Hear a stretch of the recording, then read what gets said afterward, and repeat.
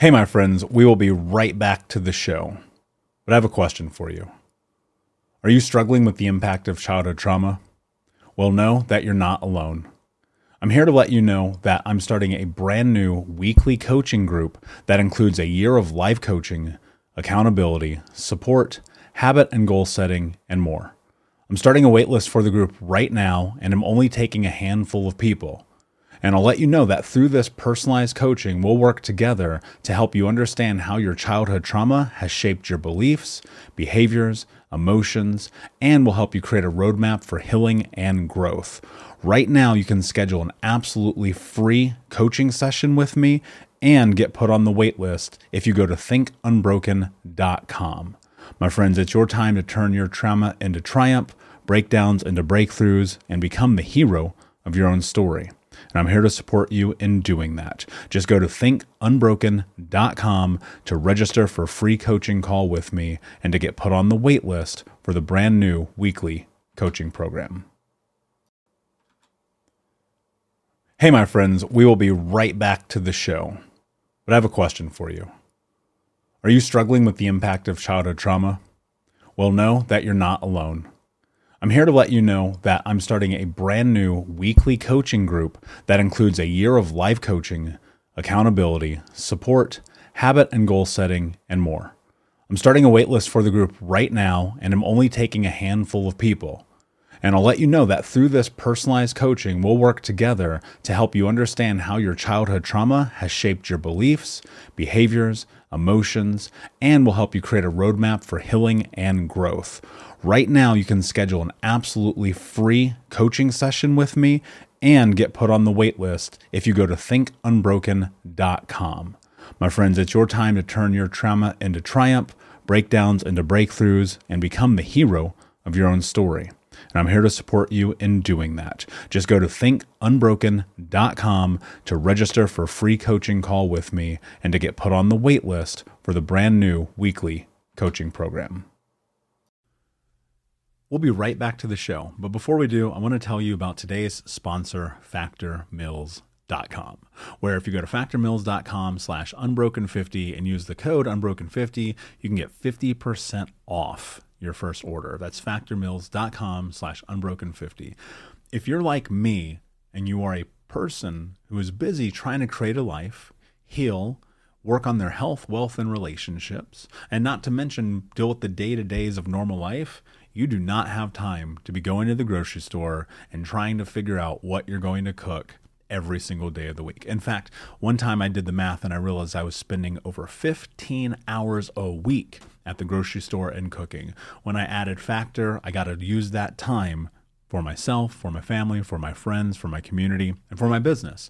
And so if you're in the place where you need some more support in the kitchen, head to factormeals.com/unbroken50 and use the code unbroken50 to get 50% off. Hey, my friends, we will be right back to the show. But I have a question for you. Are you struggling with the impact of childhood trauma? Well, know that you're not alone. I'm here to let you know that I'm starting a brand new weekly coaching group that includes a year of life coaching, accountability, support, habit and goal setting, and more. I'm starting a waitlist for the group right now, and I'm only taking a handful of people. And I'll let you know that through this personalized coaching, we'll work together to help you understand how your childhood trauma has shaped your beliefs, behaviors, emotions, and will help you create a roadmap for healing and growth. Right now, you can schedule an absolutely free coaching session with me and get put on the wait list if you go to thinkunbroken.com. My friends, it's your time to turn your trauma into triumph, breakdowns into breakthroughs, and become the hero of your own story. And I'm here to support you in doing that. Just go to thinkunbroken.com to register for a free coaching call with me and to get put on the wait list for the brand new weekly coaching program. Sometimes a single event can change everything in our lives. And unfortunately, sometimes that event can be so catastrophic that it leaves us stuck, lost, unsure of ourselves, destroys our confidence, and worse, we lose our identity to it. In today's episode of the podcast, I sit down with Katie Kessner, who's a highly sought after international expert on student safety, sexual misconduct, and healthy relationships. Katie is the first woman to speak out nationally and publicly as a victim of date rape at the age of 18. And Katie has been featured on the cover of Time magazine, Oprah, NBC Nightly News, and more. Today, she has helped thousands of people worldwide in her foundation, Take Back the Night, which was created in 2009 and has been expanded to reach over 1,000 events in 40 countries. This conversation hit really home for me. As many of you may know, who have listened to the podcast before, I was a victim of molestation as a child. And those experiences and sexual abuse really took its toll on me. I found myself often lost, confused, and unsure about who I was, not only mentally, physically, and emotionally, but spiritually and especially sexually. In this conversation with Katie, we take a deep dive not only into her experiences and how she overcame a horrifying event, but more importantly, how she used that story to become the hero in her own journey.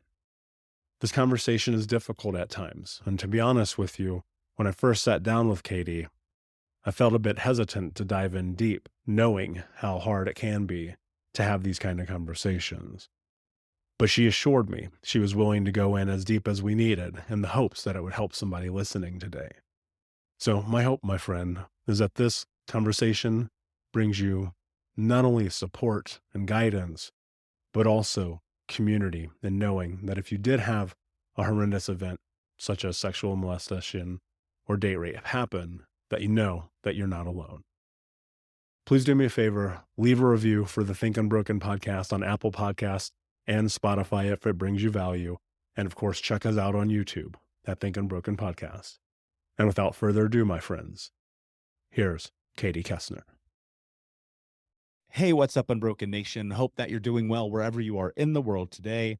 I'm very excited to be back with you with another episode with my guest, Katie Kessner. Katie, my friend, how are you? What is happening in your world today? Oh, great question, Michael. Every single day feels like a whirlwind tour of unpredicted, somewhat predicted, and always unknown, but always cause oriented. And I think focused on the finish line of, what good can I do in the world today? So Mm, that's about my life story every single day. I love that.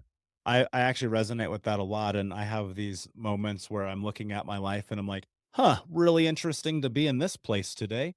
Um, but before we jump in, for those who do not know you, tell us a little bit about you and how you got to where you are today. Um, I'm happy to do that, Michael, for sure. And you know, I think I think there have been many movies kind of with that theme line of the door that you opened unexpectedly and walked through, or the sliding door of the choices we make and how they unfold, and how all of the things, bring us to a series of choices and circumstances. And my life was um growing up from 0 to 18, half in the South outside of Atlanta and half in the North in central Pennsylvania, and going off to college at 18 to a college in Virginia, and planning to double major in chemistry and Japanese. I wanted to be a chemical engineer and speak Japanese really well. And then the third weekend I'm at college, I am out on a date with Mr. Tall, dark, handsome, perfect in my, you know, fairy tale princess world. And that single night changed my life in the sense that I had no idea at age 18 that someone could be so deeply and intimately violated by another human who was someone you thought worthy of possibly love and definitely trust. And so I became, at age 18, the first woman in the world to speak out nationally and publicly, perhaps even internationally, as the victim of what was coined date rape by Time magazine.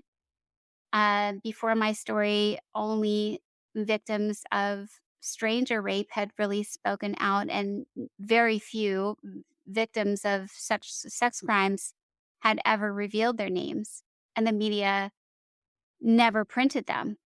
And so I was the rogue 18-year-old a long time ago who signed my name to a release to have it printed. And not, it was never, I will say one thing, the journey that has brought me to this microphone, it was never my intent to be on Oprah or meet, um, all the people, stand in front of 250,000 people in the mall in DC when Nicole Brown Simpson's murder was being protested, or go to the United Nations and speak there, or speak at Harvard, Yale, Princeton, Stanford in 5,000 schools, and like stand on Capitol Hill and testify for federal legislation. It was never a plan, but it was a decision that I made at 18 to formally report what happened to me as being wrong.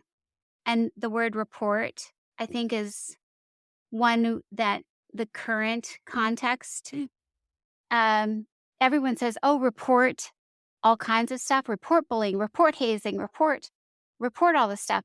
But when I use the word report, Michael, at age 18, it was tell a story, Mm. meaning tell what happened, because report almost is a word, a verb that implies that you think it's a crime. And I didn't know if what happened to me was a crime, but I knew in my heart, my soul, it was wrong. And the only reason I came forward was I didn't want anyone to experience what happened to me. So I told what happened in the hope that not just he would be held accountable, but that other people would know that this should never happen to anyone. So I hope that gives some context to who I am and why I'm here.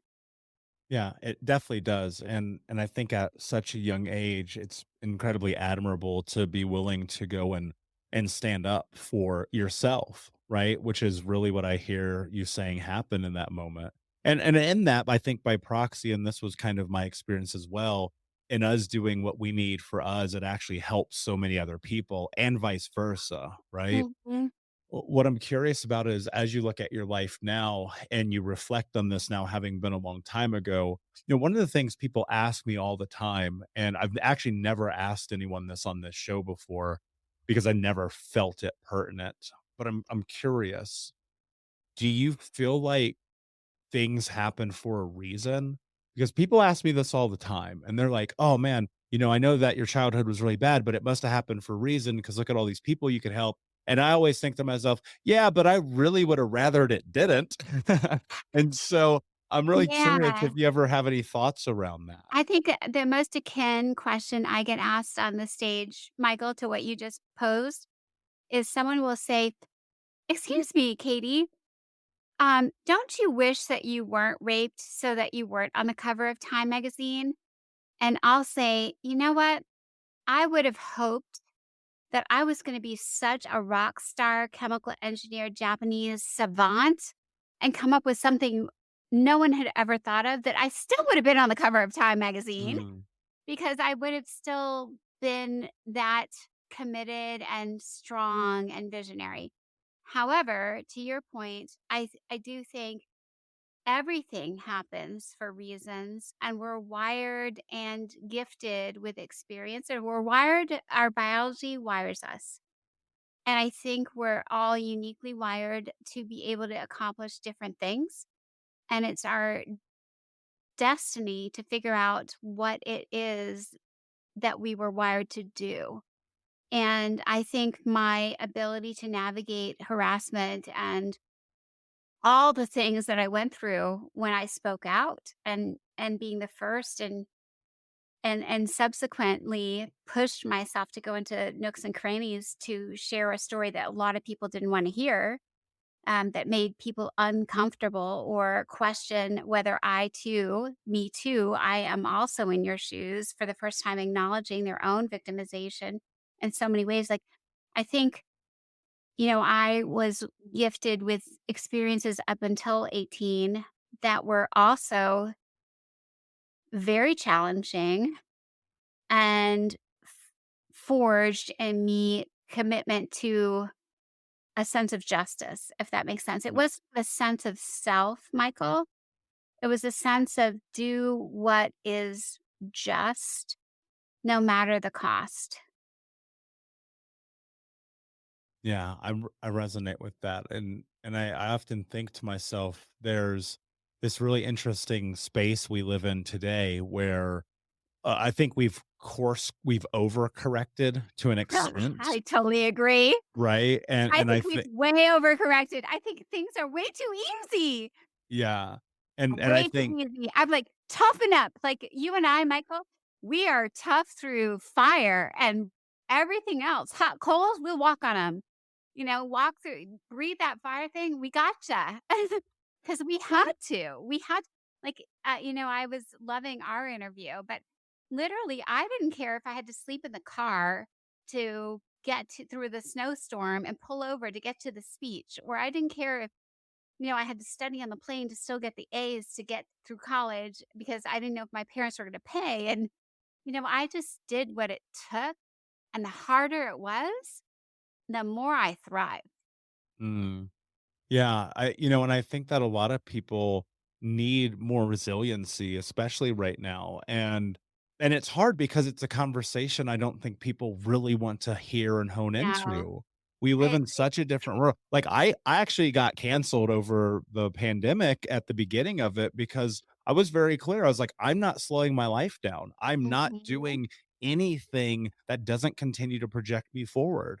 And people were like, "Yeah, but, the world is ending." I'm like, "The world has always been ending."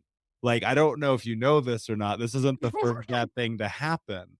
And I wanna think about going back. I wanna rewind a little bit. Yeah, And whatever. the reason why I wanna do that is because I think about my journey in creating and building Think Unbroken as we're heading into 6 years of this. Hmm. When I started this, even 6 years ago, nobody was talking about childhood trauma and abuse, right? Nobody was talking about it, especially in the way that I do. And I fought the slings and arrows of many, of friends, of peers, of some family members, of people being like, "Don't you share that?" And me being like, I'm gonna do what I want. It's my life. Right. And going through now where it's like it's almost like if you're not crying off the internet, like, is anyone even taking you seriously? And so I'm curious if you rewind, you go look back at the beginning of this journey and this decision you made to not only report, but to tell your story. People are so terrified to share their truth because of shame, because of guilt, because of a lot of the ramifications that I've experienced, that you have experienced. And so I'm wondering if you can talk me through the thought process you had around going public with this and what that has done for you just in terms of being able to reconcile, if that's even the right word, the experience. Nah, let's not talk about reconciliation yet. I want to go to what you've started with, Michael. I like thinking about this first. If I had to even, when we have to make a decision about what to do today, or what to do with information that comes our way, let's just roll back to me being 18 and navigating. Yes, I had a hearing. Yes, he was found responsible. He was told, the dean called me into his office and said, yes, I found him responsible because he admitted in my hearing that I had told him no more than 12 times in one night, that night. And then he had said in the hearing, eventually Katie stopped saying no. So I knew I changed her mind. So he was found responsible by his own pretty much admission, Michael. But then the outcome was I found him guilty and he will not be allowed in your residence hall for the remainder of the semester. But I met with him earlier this morning and he really likes you a lot. And you Holy should shit. make such a nice couple. I think if you can just work through the tiff you're having now and get back together by the spring semester, it's going to be great. So I got a fire in my belly. And so let's think, what's a fire in one's belly? For each and every broken human, when is rock bottom or when is the fire ignited? And sometimes I think, Michael, it's not when the injustice is experienced in our body, our mind, in present tense, in current moment. Sometimes it needs to sink in and someone needs to slap another layer of injustice upon injustice for us to Mm, get it in our head that, whoa, this is going to be wrong. And so I then got, I almost think sometimes I'll go back and say, I think sometimes if the dean had been like, wow, that was so awful. I cannot even imagine what research, they didn't have any conversation back then. Like, oh my gosh, you should never have it. I'm so sorry we even let him into our college. Apologies on every front. How can we help you? No.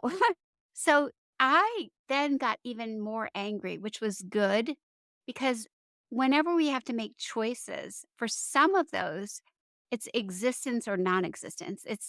It's almost close to like hurting oneself so much and falling into the depths of despair. But for some of us, we're on the margins where we have enough privilege or power or money or opportunity where it feels like, do I really want to mess up my life to save a lot of other people's lives? Because mm, I'm kind of okay. And the weirdness about me, Michael, was this. It started with, nope, I decided to run off the cliff and take it all on. I was so fiercely determined around one experience in my life. So then let's go through it. So things like, how do I make choices every day? I'll just give you two examples and then roll it back to you. Here are things I chose to do because information came my way. So once upon a time, I'm still a student. I have to decide, what do I do with my Friday night? Okay, Friday night rolls around and I've been volunteering as and trained as a rape crisis hotline runner. Like I because I couldn't sleep anyway, I was always awake cuz I'd already been traumatized from 11 to 7 I run the hotline. I answer all the calls in all of my college and surrounding community and help survivors all night long.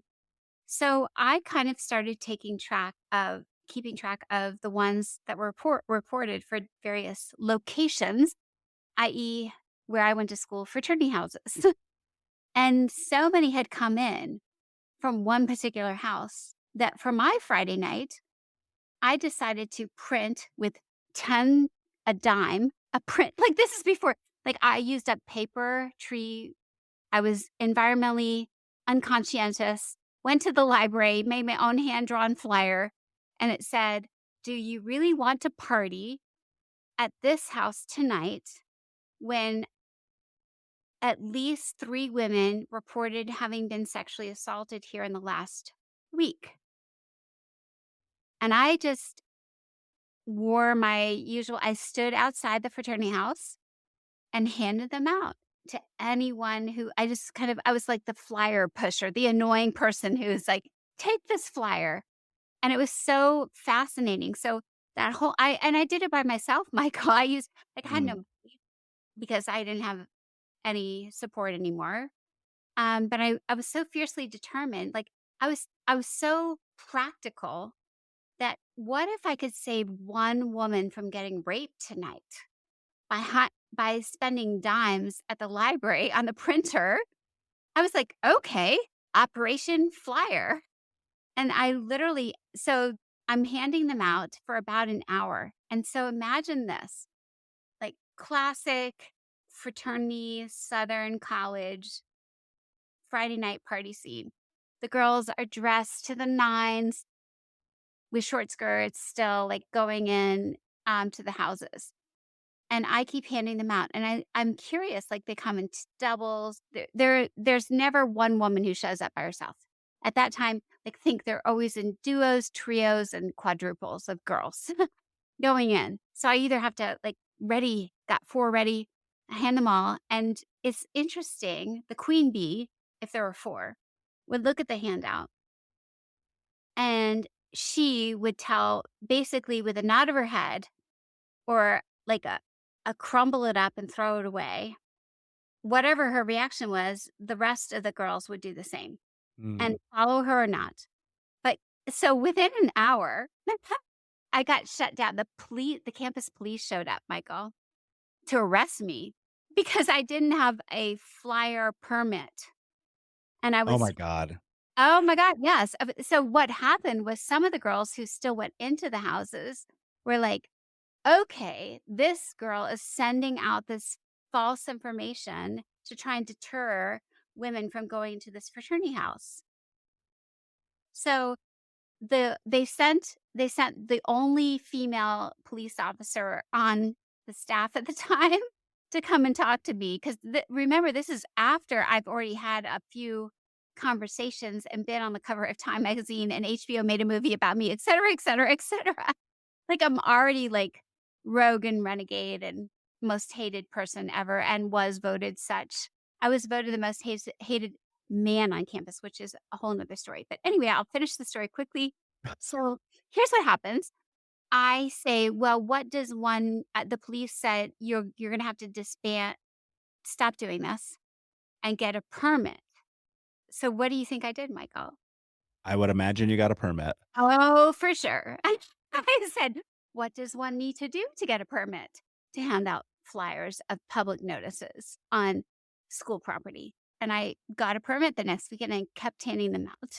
But then I just, that's me. Like, so my whole life, Michael, I have not really been very respectful of the rules, other than I definitely try not to get arrested because that would kind of that would stymie my effectiveness if I'm in Yeah. jail. It would Yeah. just cut down my effectiveness a little bit. But I think when you started the question with what does it mean to kind of be fearless and make these choices around survivorship or overcoming abuse. And sometimes, you don't have to be as crazy as I am or have been and continue to be. But I do think we're so complacent so many times, and especially now that we're all so saturated with social media that we think the only way to make a difference is to make a post and like something or follow something. And I'm saying go rogue and old school and be a physical being in a physical world with a physical handout. you know, People still walk around the planet and go in and out of buildings, and you'll catch a lot more. And someone will show up and start being photograph you and put you on Instagram. But that's more all the staged. You already swore. I'll say crap. All the staged crap to me, like go really authentic self to make change and to be authentic and to have, pride in yourself. So I'm Yeah. sorry, And way it, long well, answer, but no, no, one story. well, it's don't be sorry.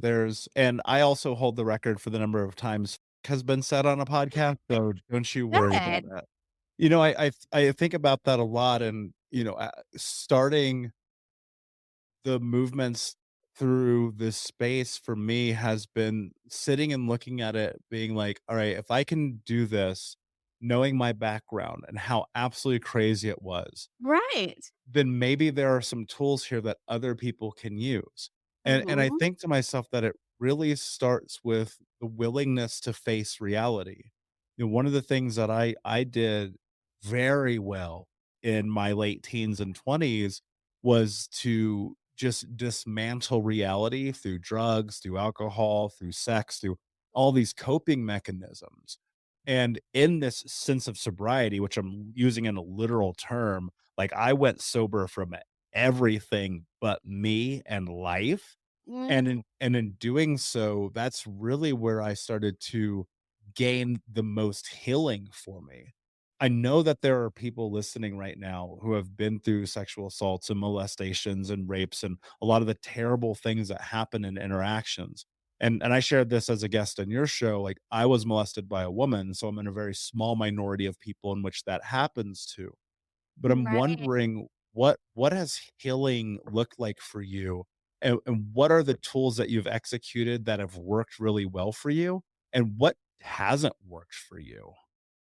Michael, I'm glad you asked that because, luckily you and I are doing, our interviews with each other kind of back to back. And I loved that you quantified and maybe you have explained this to your own audience, your own quantification of number of hours and dollars spent and therapy and groups and, committing in that way to your journey. And in some ways, I was listening to that part and thinking, I have been a nomad, a solo operation, a woman on the moon, if you will.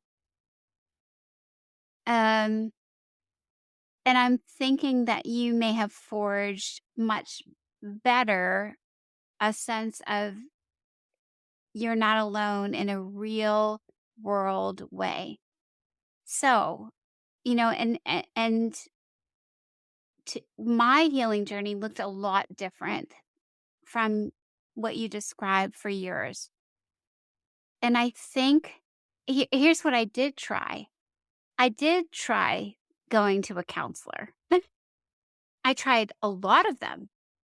I tried when I was at Cornell, I tried Cornell, the caliber of the counselor, their degrees, their genders. I tried a lot of one on one therapy, and I'm not saying it can't work, but for me, I think my own experience sometimes was not one that clicked or resonated. I'm searching for why they all failed. Therapy one on one did not work for me. Here's what did work: saturating my brain with every scrap of research that existed in the 90s, which was not that much, about sexual violence, about laws, about policies, about like understanding the landscape intellectually through which my body and mind and heart were navigating my own abuse helped because I was thinking bigger, Michael. Like in my healing process, I was thinking, what are the institutions with which I'm interacting? I didn't think about so much the people, although, I was, but to me, like, I'll go back to the frat story. It's not that I hated all fraternity men. It's just that there was like, how can I affect change with that representation of a location of abuse? So my brain wrapped around my healing brain, my thriving brain, my survivor brain, wrapped around how big is this problem? How much of it can I understand on how many levels? And when I say levels, it's almost like the Renaissance person. How is this being expressed or manifest or addressed through law, through government, through policy, through culture, through diversity, through international? How do other cultures and countries look at this? Who's not being heard? Who is being heard? I searched up, what are the word choices? I loved language. I was like, why are you using unwanted versus, you know, uncomfortable? What's the difference between unwanted and uncomfortable? What's the difference between seduction and coercion? What's the difference between force and forcible? I wanted to get that detailed. And so it satisfied my soul and my journey to feel like I was affecting change and where I thought the larger operating forces, institutions, cultures could be moved, changed, challenged. And I always, I pause. I wish you could see me, but I'm so shy you can't see me. And I always got myself in a half bit of trouble, Michael, because I was just a bit too fearless. Like, I was always on the slightly good side of trouble. But if I had just been one tick or two to the other side, I would have gotten arrested or in trouble a lot more. And so I tried to affect change, and that was my healing process was every single and I would tell you on the everyday basis. Do you ask the question like how was my day? If I was on the road and I saw something, at the hotel where I was staying when I was checking in, I'm the jerk who's going to interrupt your evening to say, "Wait, did you just call that woman a blank or did you just say what I thought you said or I'm on the plane?" I'm the one who like one time I was diagonal from a man who was um looking I had to look at his screen and his screen was full of naked women in, a kind of a objectified pornographic and I said to him, I said, "I just don't want to look up because I can't just face down the whole time I'm on this plane and watch what you're watching. Like, I just don't wanna look at naked women the whole flight for the next 3 hours." And I got into a brawl and, the flight attendant finally said to the guy, like, "Do you have some sort of screen thing?" But I'm like an everyday I think my healing is an everyday process of knowing that I stood up for justice. I said that word before, but Mm. I don't know. I think some of your listeners and some people will find healing through knowing they made a difference. Mm. You I know, agree s with that. you have to s I just and then you go ahead, but I think sometimes we're not ready to be that bold, or we don't think we're ready. But I would Yeah. challenge everybody, just on one occasion, do something you've never done or said before in front of strangers, and you'll be shocked if it's the right thing to do. You might get thwarted, protested, told no. But here's the cool thing about people is even if their immediate response is rejection, rebuke, harassment, you know, pushback, abuse, most of us, I believe in something. You asked about destiny and choices. I think most of us have a conscience and we're born probably good. And so I think even in the moment when people are awful, you just have to sit with knowing that I bet they're gonna rethink. Just give yourself the benefit and the blessing and the hug to say, "You know what? I know they didn't like what I said or did, but it was the right thing in my heart to do, and I bet they're gonna rethink it. If it's not today, it might be tomorrow, it might be a year or 20 years when they have their own kid." You just have to sit with doing the right thing. So, sorry, Yeah. next And question. What else should we talk about? yeah. Yeah, and I think in that one of the things that happens also is, for me, I do not care if people like me or not. And Mhm. I don't mean that in this nuanced sense of the people in my life, my friends, my relationships, my team, but people on social media, people in the world, because if I feel injustice, if I feel like something needs to be said, everyone Mhm. who knows me knows I'm one of the most honest people that I can possibly ever be because I don't want to wonder what if I would have said something, what if I would have done something, what if this would have occurred, because I think that's a life unlived.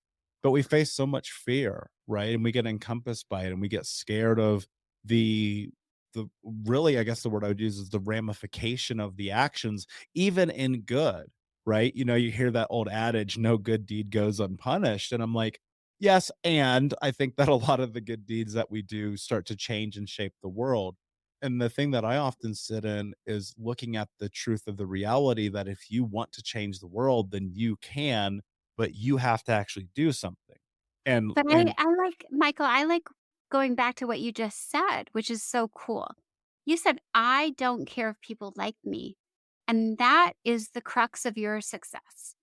I mean, I'm sure they're getting to know you better. There's a zillion reasons why you're successful.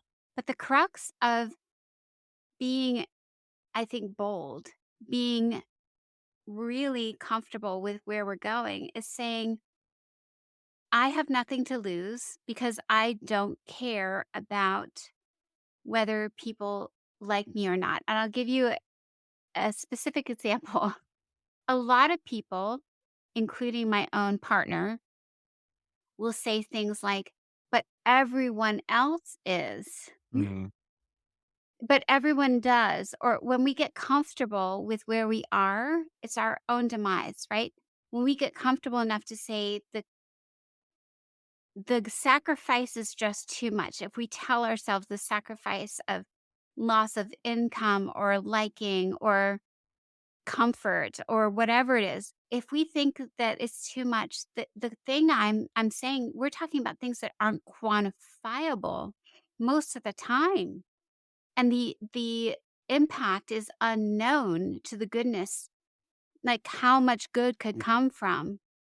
And I'm mm, not saying that we can't learn from tragedy and error and mistakes, and I hope that we'll always look back as a humanity, like, what have we done wrong? But I always say to my partner, which, I he when he says, "But everyone else says," I always do this, Michael. I'm like, "Remember the part where I was on the cover of Time magazine as the first, the only, and no one had done before when I said, 'No, I don't care,' and I signed my name to a public release, absconding with every sort of support system I may have been entitled to?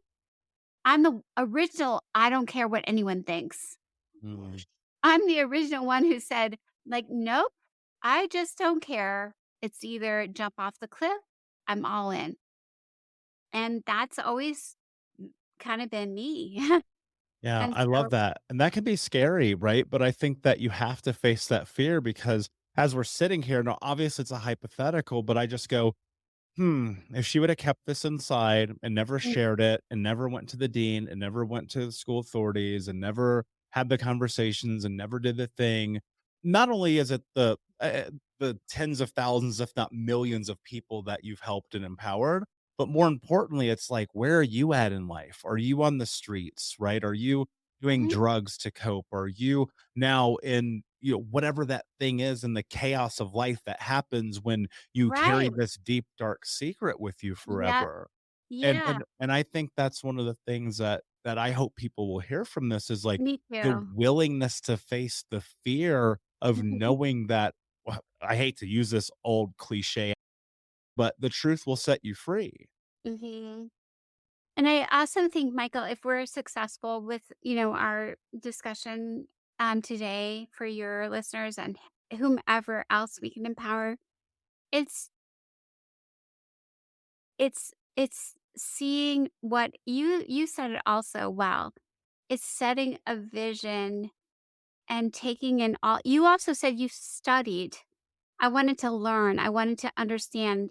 It's taking in the scope of any issue to the best. And today I think, you and I are older, and the next generation of incredible activists and who will help us get to another level of understanding of care for planet, care for humans, care for how do we create this new vision of science and technology. I kind of think the place where we sit right now sometimes it feels more overwhelming than even when it was for you and I. And I think one thing we can gift, hopefully, is say it's not as overwhelming as you think. The plethora of data, at least we can sift through it faster and find more authentic, accurate sources and perhaps better connectivity with others around the entire planet, the global impact of technology to find others who are struggling and looking for. And two brilliant minds are always better than one. 3, like, it's just such a pleasure to think deeply and thoroughly with someone who can ask great questions and challenge us and say, "Here's what I've done with this narrative and these set of facts." And so I think one thing I would ask your listeners to do, you know, don't think don't think small, think big, but don't think big is over unachievable. You don't need 15 minutes of fame. You just need to try. Yeah. You don't Yeah. need to be on the stage at, AGT, America's Got Talent. You just start trying. And if you're not on the stage, you still made a difference. And not everyone can be on the stage, but everyone can make a difference. I agree. And I don't think you need the stage. I don't think you need the social media. You don't need the podcast. You don't need the speaking. You don't need any of it. Like, I think the most important thing is like, are you living in your truth? Like, are you being the authentic version of yourself? Are you saying and doing the things that you say that you're going to say and do? Right. And I think that's really the key. And anyone who listens to this show for any period of time now, almost to 5 years, like they know, like, I want you to push yourself into discomfort. I want you to grow through struggle. I want you to empower yourself to stand up on your own 2 feet, to stand up for yourself and to say, this is my truth. But, I think people are often, again, coming back to that idea, terrified of it. And so, what I'm curious about, and knowing this in your life, in this story, this conversation, so much media around you, so many things that you've done, Mm. if you were to give anybody one piece of advice, call it 1, 2, or 3 things if they've suffered through sexual abuse, if they suffered through any abuse, if they're just absolutely stuck in their lives because of the experiences that they've had. If you were to framework it in something tangible that they could take away, what is it that they could do right now to start changing their life? I think that's such an important question. I would start with just the basics. You know, eating, exercise. You have to start with square one. Square one is me. I'll tell you, square one for me when I was in college, even though I was still working really hard, I was so scared of seeing my perpetrator at the cafeteria. The only thing I did to eat was go across the street and buy a pint of Ben and Jerry's for dinner. I think once upon a time you said your favorite food for dinner was chocolate cake. I was eating a pint of cookie dough, Ben and Jerry's for dinner. That's terrible. So find n- s- step one is find some balance. And sometimes that's going to require a hiatus from the things that are too much right now. A hiatus like, oh, I need a week break. Just take, even if you can only do a 3-day break to get your life, like sit down and analyze your everyday patterns. That's step one. And I say your sleep, your exercise, and your nutrition. Mhm. That's like first step. Like, what am I doing wrong there? Or what am I doing not wrong, but what am I doing to cope with my pain that's hurting those three basic needs? That's like, okay, on step one. Step two is I might need to make some changes. And what are they? And how do I operationalize them? But then let's go to the next sphere of self, right? Beyond the basics, then we need to interact with humans. We start with I. The second sphere is we, you and me. So who are the people around me that are also causing me harm, bringing me down, telling me I'm wrong, telling me I'm to blame, hurting me, and I need to extricate myself from harm, from humans. It could be my boss, like all of it. It's all mutable, it's all changeable. And that's really important. You're not going to thrive if you surround yourselves, even if it's your own family. You have to make those hard choices. If it's hurting you, and they won't change or it's out of their control, then you have to make that hard choice. Then when we get that sphere fixed, the third step is now I'm in a healthier way. What do I need to sustain and expand where I want to go? Sustain me. What do I need to do every day, every week, and then set those longer term goals? And what will help me feel fulfilled, sustained, and healed? And it might be also the therapy or the counselor, the groups or communities I can join, um, change of job. Like I think you have to start with those three things, Michael, to get where you want. Yeah. I love those, and I totally agree, and I think a lot of that is about introspection and reflection and getting vastly honest with yourself. Okay, Mm. this conversation's been absolutely incredible. Before I ask you my last question, can you please tell everyone where they can find you? Of course. I think I've several things to offer. For survivors and supporters of any form of sexual abuse, trauma, violence. I am the executive director of the Take Back the Night Foundation. We are an international organization, the oldest and longest running cause to end sexual violence in the world. And we have all kinds of ways to either participate in our events that are free. We have a global virtual on the last Thursday of October, the last Thursday of April. It's a 1 hour empowering, amazing experience. So that's one thing. If you want to volunteer, help the foundation, go to takebackthenight.org, peruse the site, grab a t-shirt if you want to be like wearables, whatever you want to feel like, this is helping me.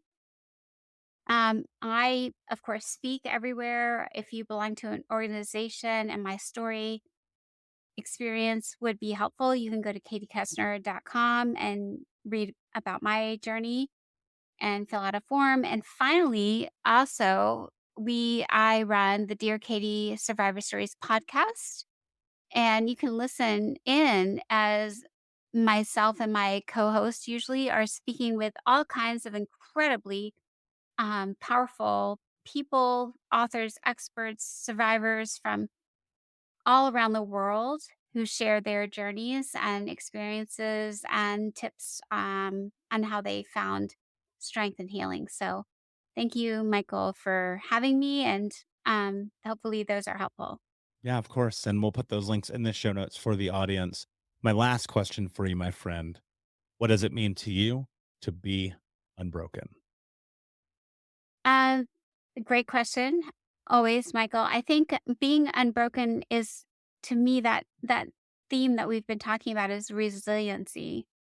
And it's a commitment to a self and a vision and an everyday, when you see it happening in an everyday moment, that you know that you are capable of being the I pronoun, the action, the superhero, you're capable of affecting positive change for yourself and others every single moment. And all of us have that innately inside ourselves. So no matter what is done to us or happens around us, or the trauma or pandemic, a whirlwind of bad things is always either happening or around the corner. And I think unbroken means like, I want to live. We only get so many days on the planet, and use every single hour and minute to your best. So that's unbroken to me. Mm, brilliantly said, my friend. Thank you so much for being here. Unbroken Nation, thank you for listening. Please like, subscribe, comment, share, tell a friend. And until next time, my friends, be unbroken. I'll see ya. Thank you so much for listening to Think Unbroken. Please share this episode with someone who could use it and help us move forward in our mission of ending generational trauma in our lifetime.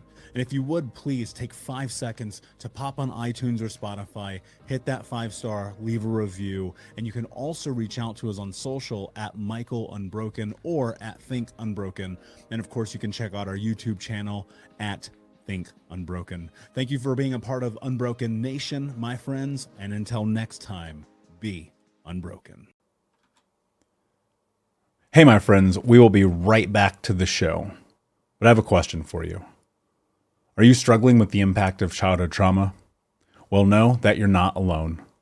I'm here to let you know that I'm starting a brand new weekly coaching group that includes a year of live coaching, accountability, support, habit and goal setting, and more. I'm starting a waitlist for the group right now, and I'm only taking a handful of people. And I'll let you know that through this personalized coaching, we'll work together to help you understand how your childhood trauma has shaped your beliefs, behaviors, emotions, and will help you create a roadmap for healing and growth. Right now, you can schedule an absolutely free coaching session with me and get put on the wait list if you go to thinkunbroken.com. My friends, it's your time to turn your trauma into triumph, breakdowns into breakthroughs, and become the hero of your own story. And I'm here to support you in doing that. Just go to thinkunbroken.com to register for a free coaching call with me and to get put on the wait list for the brand new weekly coaching program.